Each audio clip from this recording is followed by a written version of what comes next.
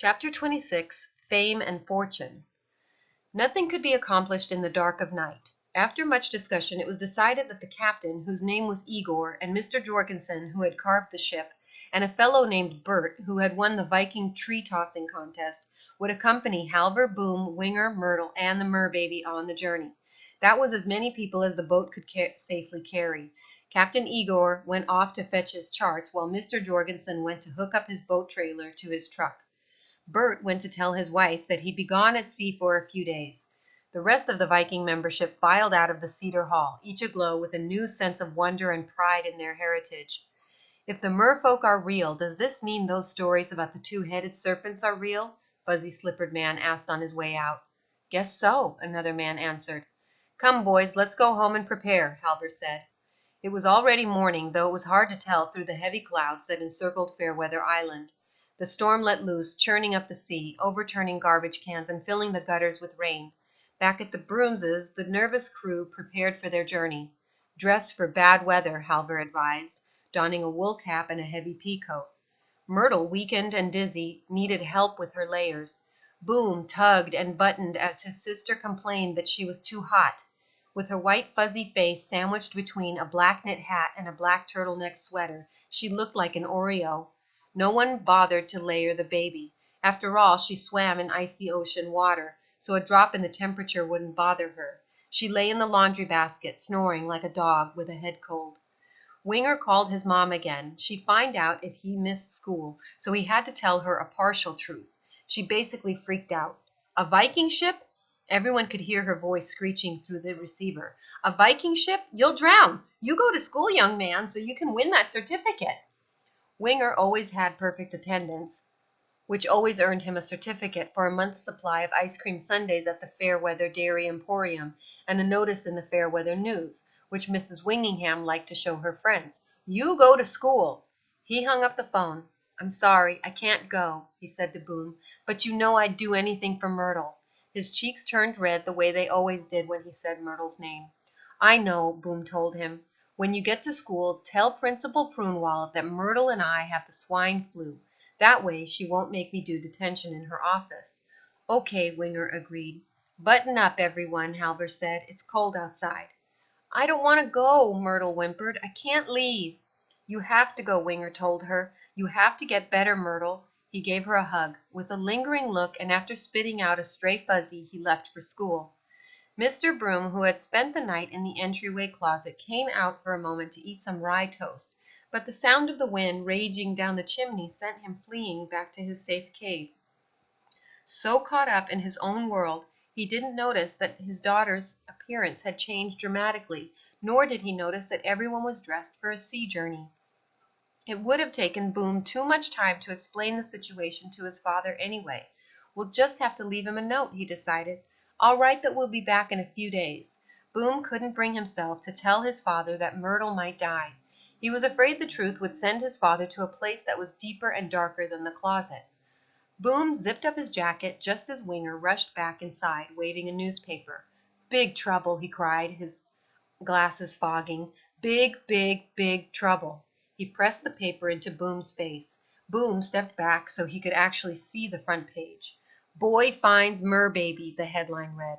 Beneath the headline was a black and white photo of Boom holding the baby as he crouched behind the garbage cans in the Mumps' yard. Big trouble, Winger repeated, raindrops dripping from his nose. Boom took a deep breath and read aloud as the others gathered. A security camera snapped this photo on the property of Mr. Theodore Mump of 1 Prosperity Street. The photo shows a boy, identified as Boom Broom of 0 Prosperity Street, holding what seems to be an actual merbaby. It's true, Mr. Mump's son, Hurley told this reporter. I held it, and it's green, and it's real, and it belongs to me. I found it. Boom stole it. Boom Broom is a thief, and he was trespassing, Mr. Mump said. If Hurley Mump found a merbaby, it can only be described as the discovery of the 21st century. The Broom household could not be contacted for a response, but this reporter is determined to get to the truth of this amazing story. More to follow in tomorrow's edition. A thief? Boom cried. How dare those Mumps call him a thief? The phone rang. Hello? Halvor said. He listened and then shook his head angrily. We have no comment. He hung up the phone, but a moment later it rang again. He unplugged the cord with a curse. "May the wrath of Thor be upon those mumps," he bellowed. The wrath of Thor would be good if Thor's wrath meant that the mumps would be squeezed and popped like the blood-sucking fleas that they were. Boom crumpled the paper and threw it on the floor, kicking it down the hall. He had wanted to be famous for his discovery, but not like this. He had dreamt of riches, but not with so much at stake. Fame and fortune meant nothing to him now. They were empty jars with no dandelions if Myrtle didn't make it. "We can't let Hurley call Boom a thief," Winger exclaimed. "We don't have any more time to think about the mumps," Halvard told his visibly upset crew. "We'll need a bit of food for the journey." He tucked some marmalade and bread into a duffel bag, along with a few cans of salmon and a can opener. He poured an ample supply of cat food and water into Fluffy's bowls. Boom ran upstairs and fed the remaining goldfish, then ran back downstairs. "Let's go." "Outside," Myrtle mumbled, chewing on her fingernails. Aside from her eyeballs, Myrtle's fingernails appeared to be the only other part of her not covered with fuzz. "Will you leave a note for Mom, too, just in case?" Boom nodded and pretended to scribble a few more lines on the note he had written for his father, whatever it took to get Myrtle to leave the house. Halvor swung the duffel bag over his shoulder. "Okay, everyone, let's go find the merfolk for sure." Boom covered the baby with the blanket and picked up the laundry basket. Halvor opened the front door and Boom stepped outside to the explosive sound of camera shutters. A dozen microphones were shoved in his face. "What can you tell us about the merbaby?" "We'll pay you $2,000 for an exclusive interview." "Don't listen to him. We'll pay you $3,000. Boom couldn't breathe with so many faces staring down at him. They crowded on the sagging porch, pushing one another to get their microphones closer to Boom.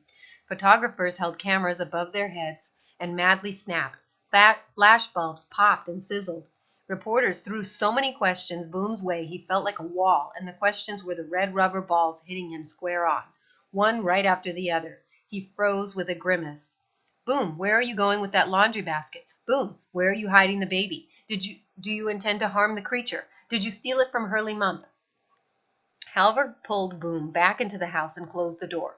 "We're surrounded by sharks," he snarled, dropping the duffel bag and grabbing his axe. "We'll have to hack our way out of here for sure." "No," Boom said, fearful that Halvor might be serious. Myrtle began to cry. "I'm so itchy." Halvor looked at his watch. "It's already 8 a.m. Mr. Jorgensen, Captain Igor, and Bert will be waiting for us. How are we going to get out of here?" Winger asked. Boom pulled back the curtain in the entryway window and peered out at the madness. Dozens of vans with satellite dishes had parked in the street. Reporters and camera crews dashed up and down the walkway fighting the wind and rain. The dirt circle had turned into a mud bog, and one lady slipped and sprayed mud all over some of her colleagues. Mr. Mump started waving to everyone from his driveway. "Over here," he yelled. "I'll tell you all about the merbaby." The reporters dashed across the street. Mr. Mump opened his garage door and Mrs. Mump started handing out cream-filled cupcakes and finger sandwiches. Hurley Mump appeared, his hair slicked back, dressed in his Sunday suit, even though it was Monday morning. He smiled as reporters jammed their microphones at him. This was the morning that Boom had planned to demand a rematch. The rematch now seemed as insignificant as Hurley's smirk. "I wish they'd all go away," Myrtle said. "Of course. Myrtle, tell that to the baby. Make another wish." Boom shook his sister's drooping shoulders. "Make the wish. Hurry."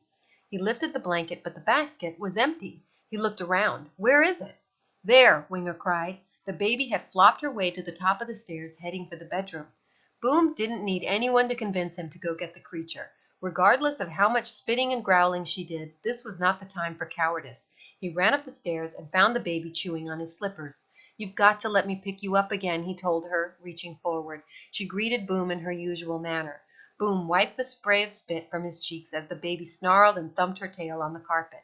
She wasn't going to make this easy. She might even draw blood again. She didn't seem to care that Myrtle was growing sicker by the minute. At that moment, Boom felt all the sadness he had been holding in for the entire year come percolating to the surface. "Please, baby, please let me take you. You're the only chance Myrtle has. She's got to get better. I can't lose her too." Though he fought hard to hold them back, tears pooled in his lower lids. A single tear overflowed onto his cheek and dripped onto the carpet as he wiped the others away. The baby leaned forward and touched the fallen tear, turning it into a crystal. She picked it up and held it out to Boom. "Thank you," he said, accepting the amazing gift. The merbaby held out her arms, and Boom picked her up. He stared into the depths of her eyes, where her iris danced like ships on the sea. "You are the most amazing discovery of the 21st century, of any century." "Boom!" Halvor hollered from downstairs. Boom carried the baby to the window and pointed to the chaos and progress outside. "Can you get rid of all those people, for Myrtle's sake?" The baby stuck her hand in Boom's jacket pocket and pulled out one of the $3 bills. She looked at the money, then at Boom, then out the window.